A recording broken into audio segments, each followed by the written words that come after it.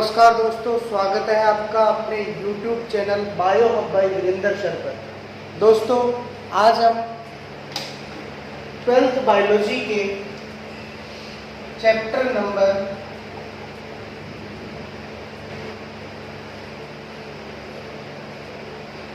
24 का पार्ट 9 पढ़ेंगे।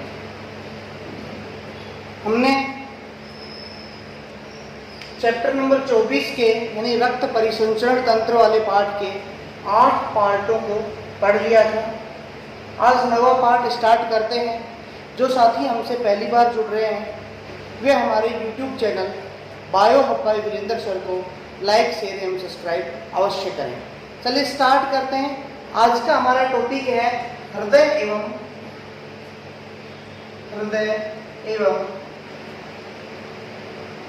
परिसंचरण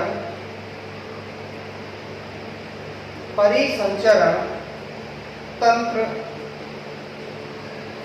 संबंधित रोग। हृदय और परिसंचरण से संबंधित रोगों के बारे में आज हम अध्ययन करेंगे। पहला रोग हम लेते हैं उच्च रक्तचाप,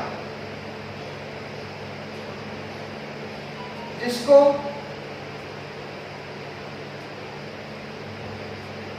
हाइपरटेंशन भी कहा जाता है। उच्च रक्तचाप, देखिए सामान्यतया जो स्वस्थ मनुष्य होता है, स्वस्थ मनुष्य में प्रकुंचन, स्वस्थ मनुष्य में जब हृदय प्रकुंचित होता है, प्रकुंचन दाब और अनुशीतलन दाब किसका? धमनी का। स्वस्थ मनुष्य में जब हृदय प्रकुंचित होता है उस समय और अनुशीतलित होता है उस समय प्रकुंचन दाब तो होता है 120 mmHg, यानी पारे के दाब पे 120 mm, और अनुशीतलन दाब होता है 80 mmHg। यानी एक स्वस्थ मनुष्य में धमनी का प्रकुंचन दाब 120 mmHg और अनुशीतलन दाब 80 mmHg होता है। जब धमनी का प्रकुंचन दाब 120 से बढ़ के जैसे 140 हो गया और अनुशीतलन दाब यानी 80 से अधिक हो गया, 80 mmHg से अधिक हो गए और ये लंबे समय तक बना रहे, क्या रहे? लंबे समय तक बना रहे, तो ऐसी स्थिति को क्या कहा जाता है? हाइपरटेंशन कहा जाता है।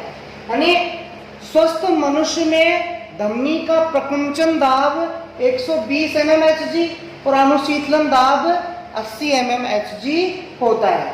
लेकिन यदि धमनी का प्रकुंचन दाब 120 से बढ़ के 140 mmHg हो गया, अनुशीतलन दाब भी 80 mmHg से लगातार क्या लंबे समय तक क्या रहे? अधिक बना रहे, तो ऐसी स्थिति को उच्च रक्तचाप या हाइपरटेंशन कहते हैं। इस हाइपरटेंशन का हृदय, मस्तिष्क और वृक्कों पर दुष्प्रभाव पड़ता है। हाँ जी, इस हाइपरटेंशन का हृदय के ऊपर, मस्तिष्क के ऊपर और वृक्कों पर दुष्प्रभाव पड़ता है। अतः ये जो बीमारी है ये शरीर के लिए एक तरीके से नुकसानदायक होती है। इसका समय पे इलाज कराना जरूरी है। दूसरा रोग हम पढ़ते हैं सेकंड, जिसे हृदय धमनी रोग कहा जाता है। क्या कहा जाता है? हृदय धमनी रोग। हाँ भाई, हृदय धमनी रोग जिसको अपन सीएडी बोलते हैं। हाँ जी, इस रोग में एथेरोस्क्लेरोसिस या एथेरोस्क्लेरोसिस कहते हैं। इसको अपन एथेरोस्क्लेरोसिस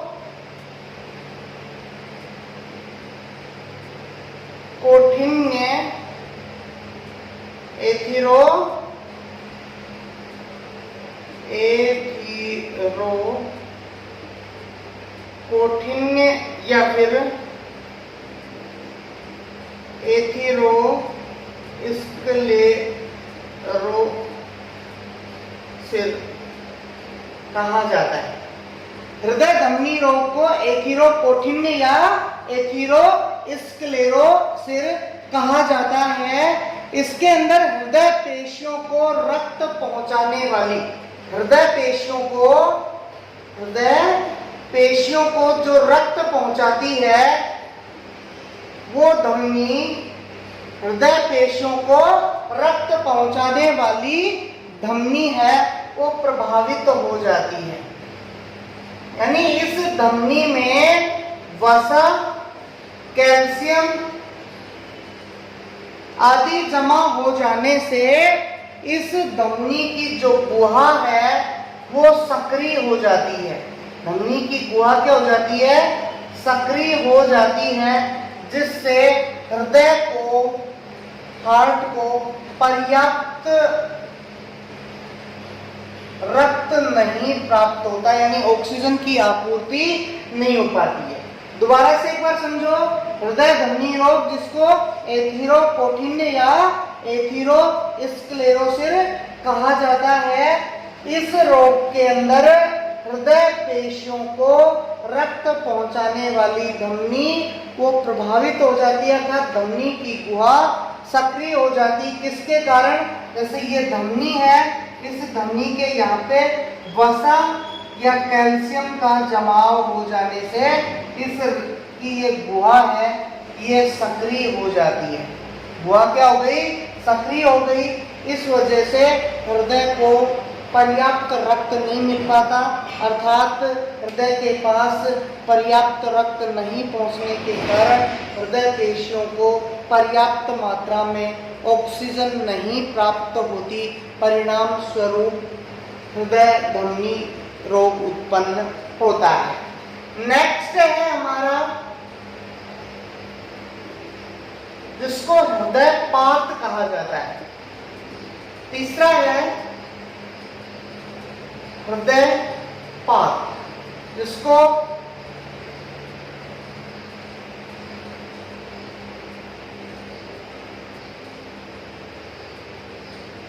हार्ट फेलियर कहते हैं। हृदयपात यानी इस रोग के अंदर हृदय शरीर के विभिन्न भागों को पर्याप्त रक्त की आपूर्ति नहीं कर पाता। हृदय है वह शरीर को पर्याप्त रक्त आपूर्ति नहीं कर पाता। हृदय हार्ट फेलियर में क्या होता है? हृदय शरीर को पर्याप्त रक्त की आपूर्ति नहीं कर पाता। इसे क्या बोलते हैं? संकुचित हृदयपात। इसको संकुचित हृदयपात भी कहा जाता है। इसे संकुचित हृदयपात भी कहा जाता है। हृदयपात के अंदर हृदय काम तो सही, हृदयपात के अंदर हृदय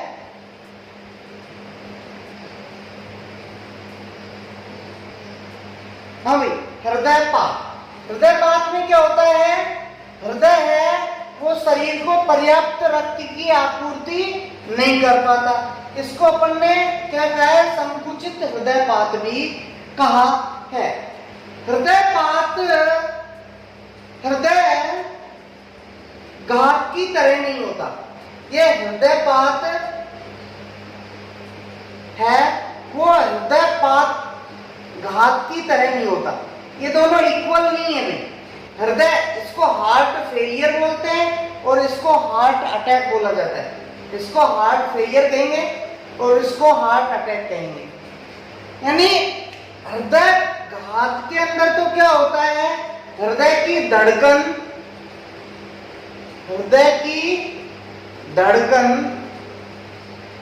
एकदम रुक जाती है।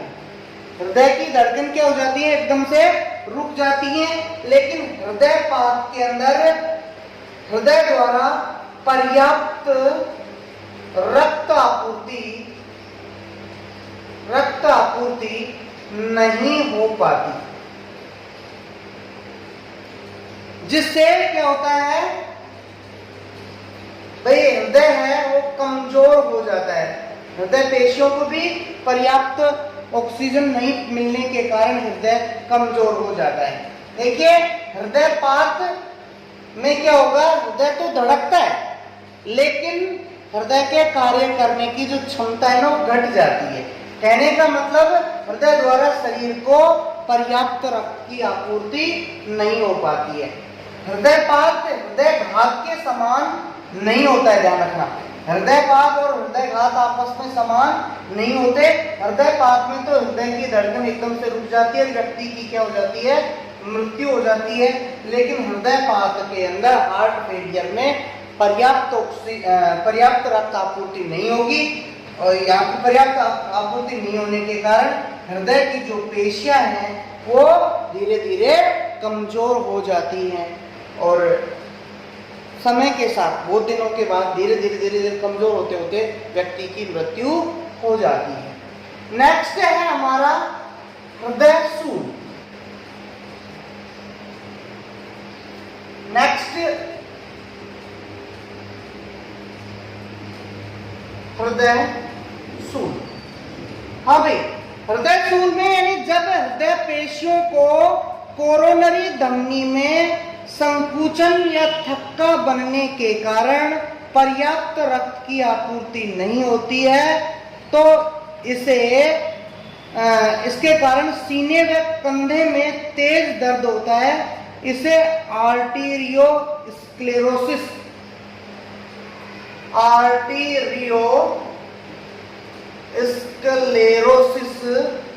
भी कहते हैं। यानी हृदय सूल में क्या होगा, हृदय पेशियों को रक्त पहुंचाने वाली जो कोरोनरी धमनी, इस कोरोनरी धमनी के अंदर कोई रुकावट आ जाती है। कोरोनरी धमनी में क्या आ गई, रुकावट आ गई। तो रुकावट आ जाने के कारण हृदय पेशियों को पर्याप्त रक्त की आपूर्ति नहीं हो पाती है और पर्याप्त रक्त की आपूर्ति नहीं होने के कारण कंधों में एवं हृदय में या सीने में तेजी से दर्द होने लगता है। यह रोग स्त्री व पुरुष दोनों में किसी भी उम्र में हो सकता है, लेकिन वृद्धावस्था व मध्यावस्था में अधिक होता है। यानी स्त्री और पुरुष दोनों को ये रोग हो सकता है, लेकिन और किसी भी उम्र में हो सकता है, लेकिन इसकी संभावना है वो वृद्धावस्था एवं मध्यावस्था में अधिक होती है। दोबारा से समझिए, हृदय सूल के अंदर हृदय पेशियों को रक्त पहुंचाने वाली कोरोनरी धमनी के अंदर विभिन्न पदार्थ जैसे वसा, कैल्शियम आदि के जमाव हो जाने के कारण उसकी गुहा है वो सक्रिय हो जाती है, जिससे हृदय पेशियों को पर्याप्त मात्रा में ऑक्सीजन नहीं मिल पाने के कारण कंधों में और सीने में तेजी से दर्द होता है। इसे आर्टेरियोस्क्लेरोसिस भी कहा जाता है। यह रोग स्त्री और पुरुष के अंदर किसी भी उम्र में हो सकता है, लेकिन इस रोग की संभावना वृद्धावस्था एवं मध्यावस्था में अधिक होती है। अगला है हृदयघात।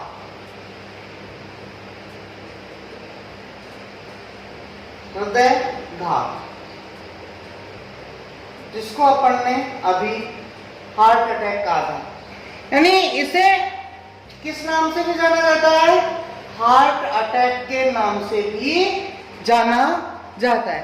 इसमें कोरोनरी धमनी में अवरोध उत्पन्न हो जाने के कारण हृदय पेशियों को रक्त की आपूर्ति बिल्कुल बंद हो जाएगी। जैसे ये क्या है? कोरोनरी धमनी, ये हृदय पेशियों को रक्त पहुंचा रही है, तो यहाँ पे ब्लॉकेज आ जाता है, रक्त है वो आगे नहीं जा पाता है। इस वजह से हृदय पेशियों को रक्त की आपूर्ति बंद हो जाती है। रक्त की आपूर्ति क्या हो जाती है? बंद हो जाती है, जिससे हृदय का जो धड़कना है वो बंद हो जाता है। यानी हृदय की जो पेशियां हैं ये काम करना छोड़ देती है। हार्ट है वो काम करना बंद कर देता है। इसे मायोकार्डियल इन्फार्क्शन, मायोकार्डियल इन्फार्क्शन भी कहा जाता है। दोबारा समझो, हार्ट अटैक क्या है? हार्ट अटैक में क्या होता है? हार्ट की पेशियों या हृदय की पेशियों को रक्त आपूर्ति करने वाली कोरोनरी धमनी में कोई ब्लॉकेज आ जाता है, जिससे रक्त है वो आगे बहना आगे नहीं जा पाता है। यानी हृदय पेशियों को रक्त की आपूर्ति बंद हो जाती है, जिससे हृदय पेशियां काम करना छोड़ देती हैं। परिणाम स्वरूप व्यक्ति मृत्यु को प्राप्त हो जाता है। इसे मायोकार्डियल इन्फार्क्शन कहते हैं। कई बार क्या होता है कि भाई कोई हल्का सा अटैक आता है और फिर व्यक्ति सामान्य हो जाता है। उसमें क्या होता है कि हल्का सा ब्लॉकेज आता है और फिर वो ब्लॉकेज एकदम से भाई क्या हो गया, रक्त की आपूर्ति फिर से सुचारू हो जाती है। ये इसको हल्का, एक तरीके से हल्का अटैक भी कह सकते हैं। नेक्स्ट हमारा जो है इसे कपाटीय रोग कहा जाता है। नेक्स्ट है हमारा कपाटीय रोग।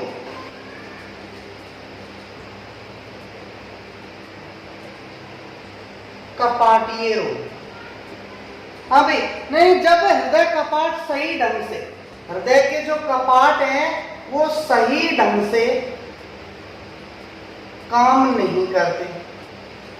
हृदय के जो कपाट है वो सही ढंग से काम नहीं करते, तो रक्त है वो विपरीत दिशा में, रक्त है काम नहीं करेंगे तो रक्त है विपरीत दिशा में बहना आरंभ कर देता है, आरंभ कर देता है, जिससे शुद्ध एवं अशुद्ध रक्त, शुद्ध और अशुद्ध रक्त आपस में मिल जाते हैं, आपस में मिल जाते हैं। इसे कपाटीय रोग कहा जाता है। क्या कहते हैं? कपाटीय रोग। कपाटीय रोग में क्या होगा? हृदय के कपाट, हृदय के अंदर द्विवल्ली और त्रिवल्ली कपाट आलिंग और निलयों के बीच पाए जाते हैं, और अर्धचंद्राकार कपाट निलय एवं फुफ्फुसीय धमनी और महाधमनी के बीच पाए जाते हैं। अगर वो कपाट सही ढंग से काम ना करें तो क्या होगा? हृदय है वो विपरीत दिशा में, हृदय से जो रक्त है वो विपरीत दिशा में बहना आरंभ कर देता है, जिसके कारण शुद्ध और अशुद्ध रक्त आपस में मिल जाते हैं। इसे कपाटीय रोग के नाम से जाना जाता है। नेक्स्ट है हमारा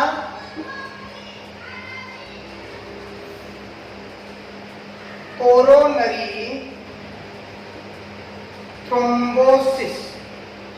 कोरोनरी कोरोनरी धमनी में अवरोध उत्पन्न हो जाने से हृदय पेशियों को पर्याप्त रक्त आपूर्ति नहीं होती। इसको हृदय स्थूल भी कहते हैं। हृदय स्थूल ये अपन ने पहले ही पढ़ा। ये कोरोनरी धमनी है, ये इसमें क्या हो गया, वसा का या कैल्शियम का क्या हो गया, जमा हो गया पर्याप्त, जिससे हृदय पेशियों को पर्याप्त रक्त आपूर्ति नहीं हो पाती। इसे कोरोनरी थ्रोम्बोसिस यानी कोरोनरी धमनी के अंदर थ्रोम्बोसिस का मतलब जमाव किसका होगा, या तो वसा का या कैल्शियम का क्या हो जाता है, जमाव हो जाता है। नेक्स्ट है अपना हृदय अवरोध।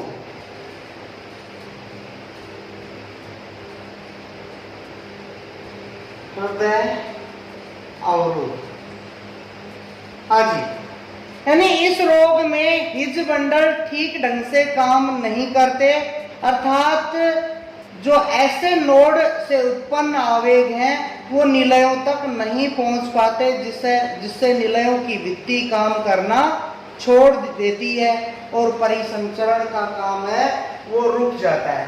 क्या होता है, जैसे ये हमारा हृदय है और यहाँ पे क्या पाया जाता है, ये ऐसे नोड और यहां पाया जाता है एबी नोड, और यहां से और यहां तक हिज्जबंडल,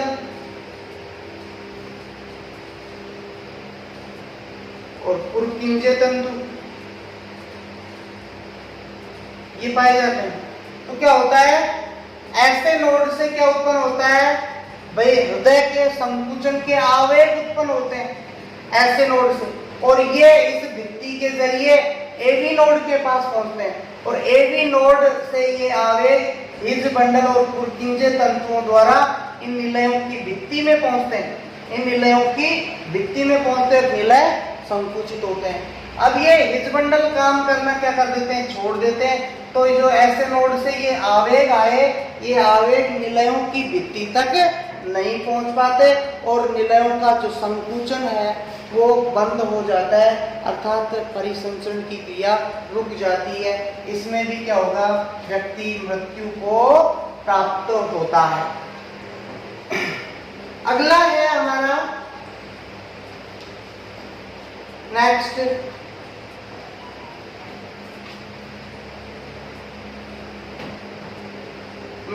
रूथेमेटिक हृदय रोग। हाँ भाई, यह रोग स्ट्रेप्टोकोकस विरिडेंस, स्ट्रेप्टोकोकस विरिडेंस जीवाणु द्वारा होता है। यानी इस जीवाणु का जब संक्रमण हो जाता है तो संक्रमण के कारण ये स्थूमेटिक हृदय रोग उत्पन्न होता है।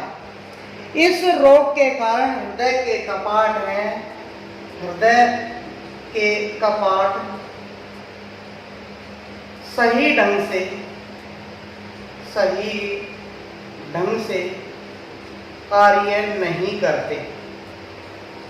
यानी हृदय कपाट है वो कार्य करना छोड़ देते हैं। अगला है हमारा, जिसको अपन निलयी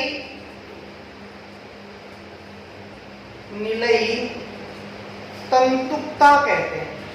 अगला रोग है निलयी तंतुकता, यानी इसमें प्रत्येक निलय पृथक पृथक संकुचन करता है, जिससे लयबद्धता व समन्वय टूट जाता है।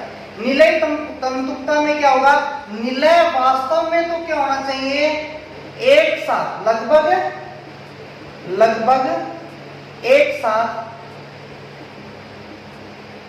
इनका संकुचन और शिथिलन होना चाहिए। शिथिलन होना चाहिए, होना तो ऐसे चाहिए, लेकिन क्या होता क्या है, होता क्या है इसमें, ये निलय है ना, दोनों निलय दाएं और बाएं निलय, ये अलग अलग समय पर संकुचित एवं शिथिलित होते हैं, जिससे दोनों निलयों का जो संकुचन और शिथिलन का लय है वो भंग हो जाता है, यानी लयबद्धता